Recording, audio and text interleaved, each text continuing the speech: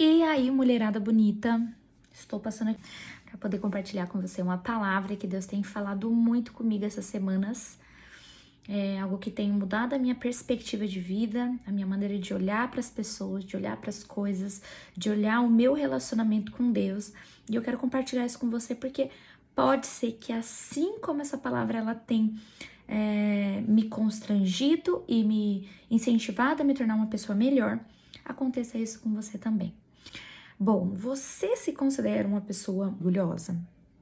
Geralmente, o orgulhoso, ele não se acha orgulhoso. E eu era uma pessoa extremamente orgulhosa. Significa que não há nenhum orgulho em mim hoje? Seria muita audácia minha falar isso pra você, mas não. É por isso que o Senhor tem falado muito comigo a respeito do orgulho e da vaidade. E eu vou falar um pouquinho pra vocês aquilo que Deus tem trago ao meu coração nesses últimos tempos, para eu entender o meu lugar em Deus, o meu lugar na sociedade e entender que algumas motivações do meu coração até me levam a desistir de coisas que são importantes para mim por pura vaidade, por puro orgulho. E eu queria entender um pouquinho de como você entende o que é o orgulho. O que para você é orgulho? E você acha que orgulho ele é algo bom ou ele é algo ruim? Coloca aqui pra mim. E é interessante porque algumas pessoas têm uma visão mais do orgulho como algo positivo, sabe? Nossa, eu tenho orgulho de quem eu tenho orgulho de mim. E aí, por isso,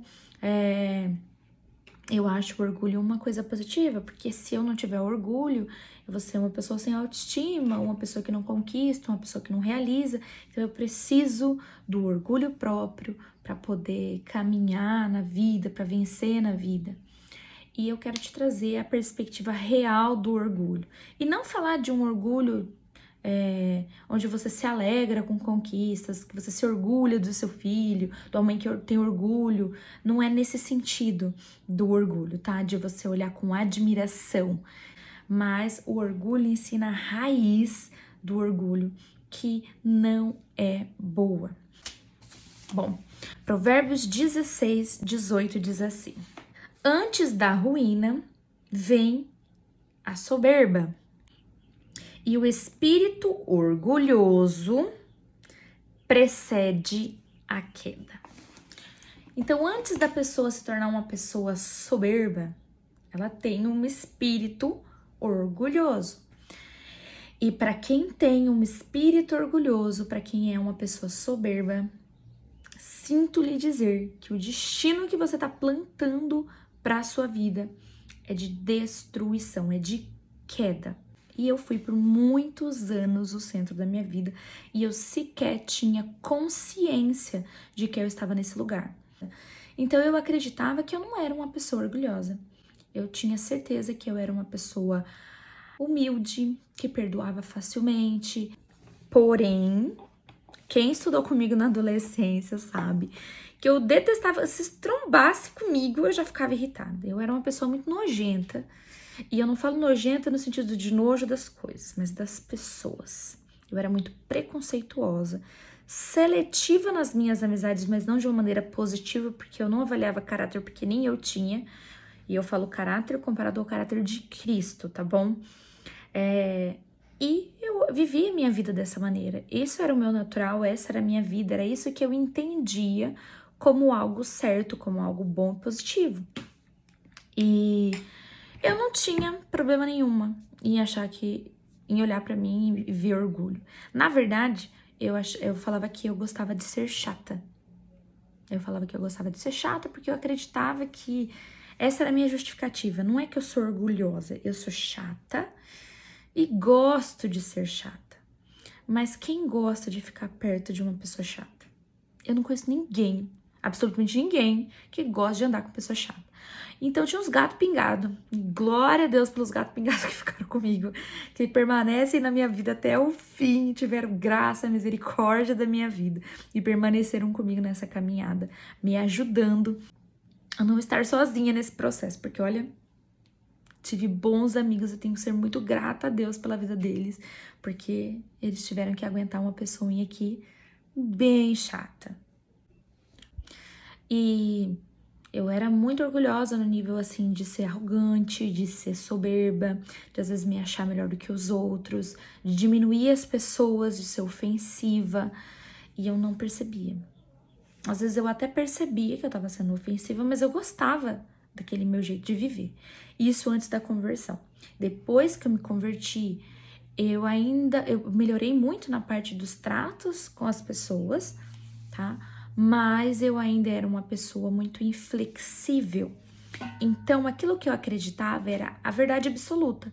E eu acreditava que aquilo que as pessoas pensavam, elas tinham que mudar e começar a pensar igual a mim, porque a minha verdade, que era a verdade, e a verdade da pessoa era uma mentira e ela precisava repensar sobre essas mentiras que ela acreditava.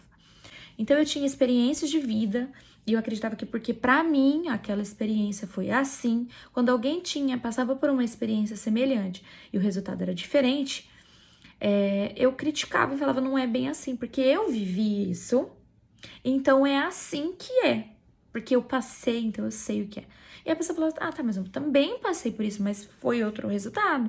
E eu nunca parava pra pensar que o resultado era diferente, porque nós somos pessoas diferentes e temos visões diferentes, nos relacionamos de maneira diferente com Deus, com os nossos amigos, com os nossos familiares. E por conta disso, os resultados são diferentes. E eu era tão ignorante, tão imatura e tão orgulhosa que eu não via dessa maneira. Eu achava que a pessoa tinha que repensar os pensamentos dela e me ouvir acreditar no que eu tava falando porque ela tava sendo enganada por ela mesma. E a única pessoa que conseguia me convencer de que eu estava errada era o Espírito Santo. Sem brincadeira, eu podia ouvir o conselho de qualquer pessoa. O único que conseguia me trazer consciência de tão orgulhosa que eu era o Espírito Santo. Porque através da palavra de Deus, que divide até o nosso espírito, né? Corpo, alma e espírito, era a única que era suficiente para poder me trazer a verdade. E o Senhor foi me mostrando o quanto de orgulho havia no meu coração. Um dia eu estava orando e eu falei assim, Senhor, eu quero que o Senhor tire todos os deuses do meu coração, só do meu coração, Deus, e vê se tem algum Deus que está roubando o seu trono no meu coração. E aí Deus falou assim, só tem um Deus, você conseguiu tirar todos os outros deuses, falta só um Deus. E eu fiquei feliz, porque eu acho agora é só um, se eu tirei todos, tirar um, vai ser muito fácil. E aí Deus falou pra mim, Deus falou pra mim, você tem sido Deus da sua vida. Você não consegue dar não para um doce. E era muito real, porque eu não conseguia dar não para um doce. A minha alimentação era totalmente descompensada, totalmente desregrada, porque eu descontava as minhas emoções, aquilo que eu sentia, naquilo que eu comia. Então, se eu estava feliz, eu podia comer porque eu estava me recompensando, porque eu estava feliz. Se eu estava triste, então eu precisava comer para poder saciar aquela tristeza, sabe? Ser preenchida por algo para que aquela tristeza fosse embora. E se eu estava entediada, eu queria caçar alguma coisa para fazer, o que eu ia fazer? Eu ia comer. E Deus começou a mostrar que a minha vida só estava entediada, só estava sem vida, só estava apática, porque isso refletia o meu relacionamento íntimo com Deus. Deus começou a me mostrar que o meu relacionamento com Ele não estava tão bom quanto eu imaginava que estava.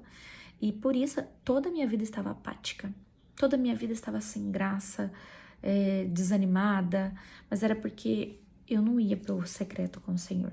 Eu não tinha tempo de qualidade com Deus. Eu falava muito de Deus, eu ia muito aos cultos, para cursos, eu aprendia bastante de Deus, mas eu tinha pouco tempo com Ele. Eu falava muito de Deus, estava muito em lugares que tinham Deus, mas eu não queria estar com Deus. E o Senhor começou a me trazer isso e me mostrar que eu estava vivendo uma vida de orgulho, onde eu era o próprio Deus da minha vida. E eu não conseguia negar nada para mim. Eu vivia sobre os meus próprios prazeres e vontades. Todo orgulhoso, ele sai da parte em que ele olha para si mesmo e ele se vê como o Deus da própria vida, e às vezes ela não vai entender que ela é o Deus da própria vida, tá? Eu também não me via assim, isso foi um choque quando o Senhor me falou isso. Mas todo orgulhoso, ele é vaidoso. Por quê? O orgulho é os seus olhos sobre você. Então, você vive sobre os seus olhos, sobre a sua expectativa sobre você. Já a vaidade, ela é um passinho mais à frente, que é você viver sobre os olhos dos outros. Então, eu já não me importo mais só como a maneira como eu me vejo, mas eu me importo como o outro me vê, porque isso afeta como eu me vejo. Entende? Então, a vaidade, ela vai além da roupa, que era como eu imaginava, como eu via a vaidade. Eu achava que vaidosa é aquela pessoa que quer se mostrar demais, né? Tem necessidade de aprovação, então ela quer se mostrar demais, o valor dela tá naquilo que ela tem, nas roupas caras, no carro caro. Então, eu imaginava que isso era vaidade. Ou uma pessoa muito exagerada na maneira de se vestir, nossa, ela é muito vaidosa. Ou ela se cuida demais, então ela é vaidosa. Mas Deus começou a me mostrar que alguns exageros que a gente vê, ou não, é pura vaidade. E são só consequências daquilo que realmente está lá no fundo do nosso coração. E o Senhor começou a mostrar algumas intenções que estavam no meu coração, que era pura vaidade. Como, por exemplo, quando eu via alguém contava para mim que ela estava muito feliz com alguma conquista pessoal que ela tinha e eu não ficava feliz. Dentro de mim, eu falava que bom, parabéns e não sei o quê, mas dentro de mim eu tinha inveja. Eu olhava para a pessoa e falava assim, dentro de mim, nossa, mas a pessoa conseguiu e eu não consegui nada. Eu tô aqui parada, não consegui conquistar nada. E aí o Senhor começou a me mostrar que inveja vem da vaidade. De uma vaidade de também querer ser aprovada, de também querer ser... Mas dentro de mim eu tinha inveja. Eu olhava para a pessoa e falava assim, dentro de mim, nossa, mas a pessoa conseguiu e eu não consegui nada. Eu tô aqui parada, não consegui conquistar nada. E aí o Senhor começou a me mostrar que inveja vem da vaidade. De uma vaidade de também querer ser aprovada, de também querer ser olhada pelas pessoas. E aí eu comecei a entender que eu tinha que confessar o pecado da inveja, mas também confessar o pecado da vaidade. E aí eu comecei a entender que a vaidade ela era mais profunda do que eu imaginava.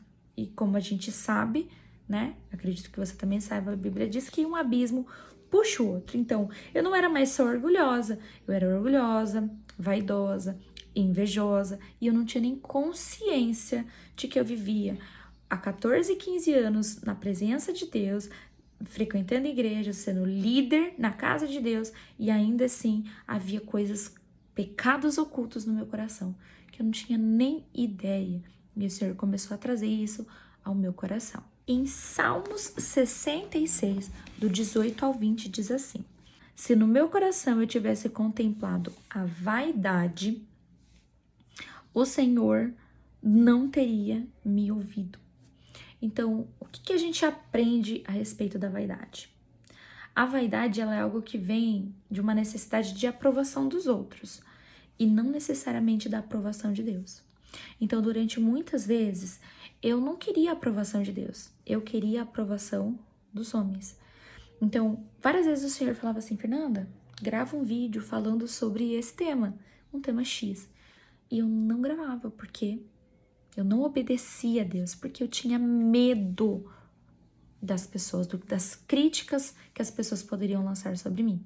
Então, as críticas eram maiores na minha mente do que a obediência ao Senhor. Então, eu desobedecia a voz de Deus porque eu me importava muito com a opinião dos outros sobre mim. Eu tinha muito medo de ser perseguida, de ser atacada por falar de Jesus aqui na internet. E isso acabou me impedindo de viver coisas no Senhor, porque eu não tinha ideia de que eu só me importava comigo e com a opinião dos outros. Então, eu deixava de gravar um vídeo, de expor aquilo que Deus estava fazendo naquele momento na minha vida por falta de aprovação humana e não da aprovação de Deus. Em Jeremias 51, 17 diz assim: todas as pessoas são tolas e não têm conhecimento. Todo ouvires é envergonhado pela imagem que ele mesmo esculpiu, pois as suas imagens são falsas e nelas não há fôlego de vida. São vaidade, obras ridículas. Quando chegar o tempo do seu castigo, virão a perecer. Então, é tolice, nossa, colocar expectativa em nós mesmos. Mas eu falo de vaidades, às vezes, da gente se colocar nesse lugar, de se entronizar, sabe? Colocar um trono sobre nós e achar que a gente precisa atender às expectativas dos outros, que a gente precisa mostrar algo para alguém, que eu preciso provar algo para mim mesma. E isso é orgulho e vaidade. Vaidade de vaidade, tudo são vaidades. A gente precisa tomar cuidado com o lugar que o nosso coração está. Por quê? Porque a consequência da vaidade, do orgulho, é destruição. Porque são vãs, coisas vãs que a gente faz para nossa própria glória, para o nosso próprio ego, para que a gente seja contemplado, para que a gente seja visto de uma maneira boa e positiva. Isso é falta de humildade, isso é falta de caráter de Jesus. Isso é muito sério. E Deus começou a tratar isso comigo porque agora vamos chegar no ponto que eu gostaria de falar para vocês. Eu comecei falando sobre orgulho, falamos sobre vaidade, e orgulho nada mais é do que a gente viver uma vida sobre os nossos próprios olhos. A vaidade é viver a vida sobre os olhos dos outros, e a santidade é viver sobre os olhos de Deus, sobre a perspectiva de Deus. Então, quando a gente começa a viver uma vida de santidade, uma vida onde a gente entende que o nosso desejo maior não é mais agradar a mim, nem agradar aos outros, mas é agradar ao Senhor, a gente começa a viver uma vida plena.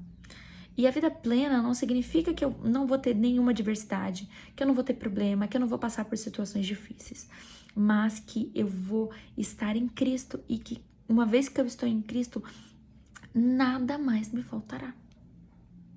Porque tudo eu tenho em Jesus. Tudo eu tenho em Jesus. E eu já recebi tudo de Deus. Então, Deus não me deve nada. Eu devo tudo a Deus. E eu preciso ter essa consciência de que Deus não me deve nada. Porque uma vez que eu acredito que Deus me deve algo, que o sacrifício da cruz não é suficiente, eu começo a viver uma vida orgulhosa e eu tiro Deus do trono da minha vida e eu me coloco nesse lugar. E isso é um perigo muito grande e é queda. O final é queda.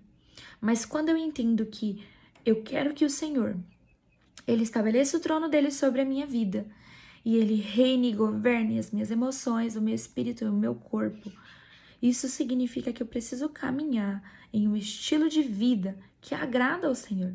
Eu preciso caminhar em uma vida de santidade, que nada mais é do que eu ser semelhante a Cristo, de que eu abrir mão do pecado, abrir mão dos meus próprios prazeres, abrir mão de mim. E Jesus, ele fala, né? Aquele que quiser vir após mim, a primeira coisa que ele precisa fazer é negar a si mesmo. Negue-se a si mesmo, tome a sua cruz e siga-me. A gente não toma a cruz à toa, gente. A cruz, ela vai para um lugar. Jesus, quando ele pegou a cruz, ele foi para um lugar. Então a gente precisa ter consciência de que o negar-se a si mesmo é abrir mão do orgulho, da vaidade, do nosso ego, abrir mão do trono que muitas vezes a gente acaba levantando na nossa vida, erguendo na nossa vida, e a gente abre mão desse controle que nós precisamos exercer, dessa necessidade de controle que às vezes a gente tem, de querer dominar a nossa própria vida, e a gente entrega esse controle para Jesus. E a gente pega a nossa cruz. Significa que nós vamos continuar esse processo de negar a nós mesmos ao ponto de nós morrermos para nós mesmos e Cristo ser visto em nós. E não sou mais eu quem vivo, mas é Cristo que vive em mim. Então nós precisamos caminhar nesse lugar. Nós precisamos estar em Jesus e abrir mão de nós mesmos para que o Senhor seja o rei da nossa vida. E a cruz, ela nos leva para um lugar de morte. De uma morte, às vezes, do seu ego. Às vezes não, com certeza do seu ego. Te leva para uma morte para os seus próprios prazeres, para suas próprias vontades. Então significa que vai ter dias que você não vai ter vontade de fazer algo. E ainda assim você fará por obediência ao Senhor, porque o Senhor te pediu. Às vezes o Senhor vai te pedir para entregar uma palavra para alguém no supermercado. E você vai dar aquela palavra, mesmo sem querer, porque você não vive mais sobre as suas próprias vontades. Você vive sobre a obediência à voz e à palavra de Deus. Isso é muito importante a gente entender, porque o Senhor, Ele quer de nós que nós vivemos uma vida em santificação, em santidade. A santificação, ela é contínua, ela é diária. Então, a Bíblia fala, sede santo como eu sou santo. E é muito desafiador, realmente é muito difícil, mas se Jesus nos faz esse convite, significa que o Espírito Santo, que é o maior sábio que a gente conhece e que existe na face da terra, ele, o maior sábio, com certeza, ele nos trará consciência daquilo que nós precisamos nos arrepender, confessar e largar. Porque se você quer viver uma vida em Deus, aonde você busca agradar os olhos de Deus e não os olhos humanos e nem os seus próprios olhos, você precisa caminhar em obediência, tudo bem? Então, Deus abençoe você consiga andar nesse lugar no Senhor. Se você ainda não atingiu esse lugar no Senhor, eu peço para que você ore a Deus e peça para que Ele te ajude a alcançar esse lugar no Senhor. Ele é diário, ele é contínuo, mas vale muito a pena agradar o coração de Deus. Então, um beijo, Deus abençoe.